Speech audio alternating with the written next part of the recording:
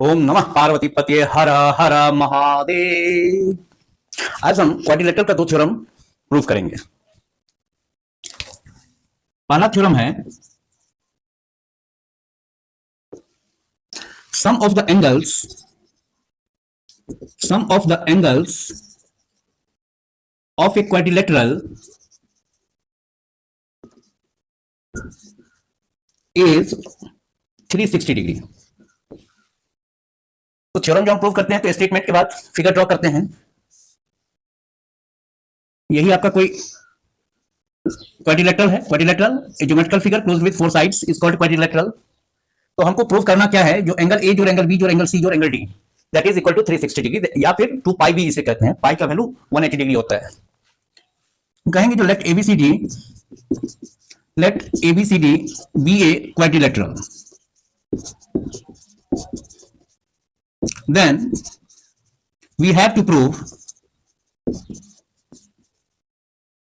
क्या प्रूव करना है, एंगल ए जो angle B plus angle C plus angle D that is equal to 360 degree. चारों angle का सम जो है वो हमारा कितना होगा, 360 डिग्री। तो इसमें एक कंस्ट्रक्शन दे दीजिए।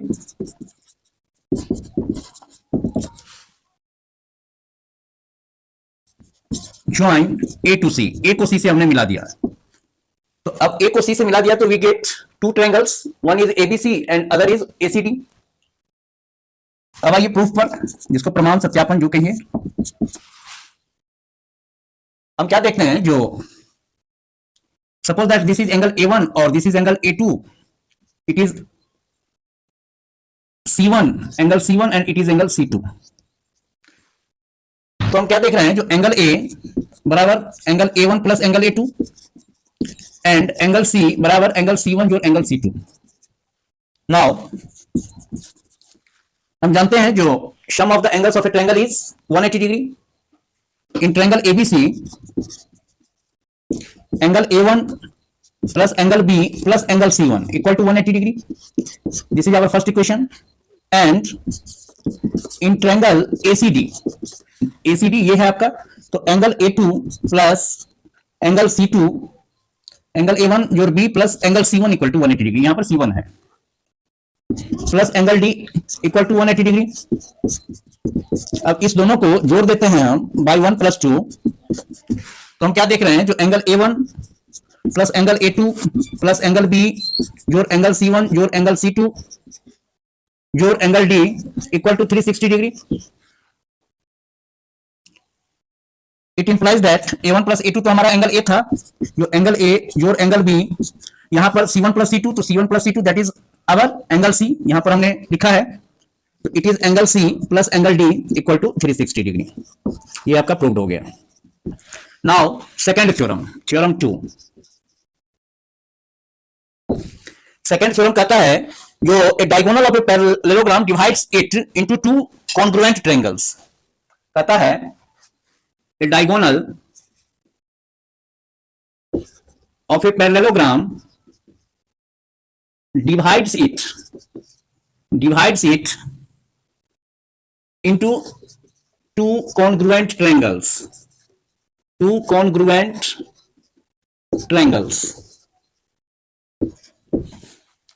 एक पैरेललोग्राम ड्रॉ करेंगे। स्टेटमेंट के बाद हमारा काम होता है जो पैरेललोग्राम और फिर जो फिगर ड्रॉ करते हैं उसका एक्सप्लेनेशन करते हैं हम।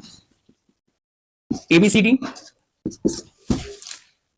it is A, it is B, it is C and it is D। तो हम कहेंगे जो let ABCD be a parallelogram, be a parallelogram। Parallelogram short में लिखते हैं, पैरेलल के सिंबल के साथ GM लगा देते हैं, लिख देते हैं, तो दैट इज पैरेललोग्राम, ऐसे भी लिखा जाता है mathematically. let ABCD be a parallelogram in which AC is a diagonal, या AC is its diagonal, ये भी आप लिख सकते हैं। आप ए को सी से मिला दिया हमने।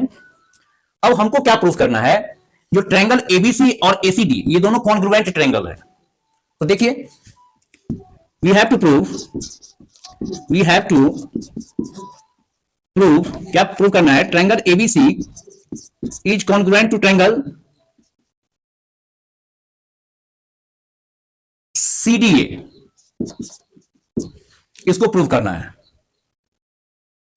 ठीक है, तो देखिए अब इसमें कोई कंस्ट्रक्शन नहीं करना है, सीधा हम प्रूफ पर आते हैं।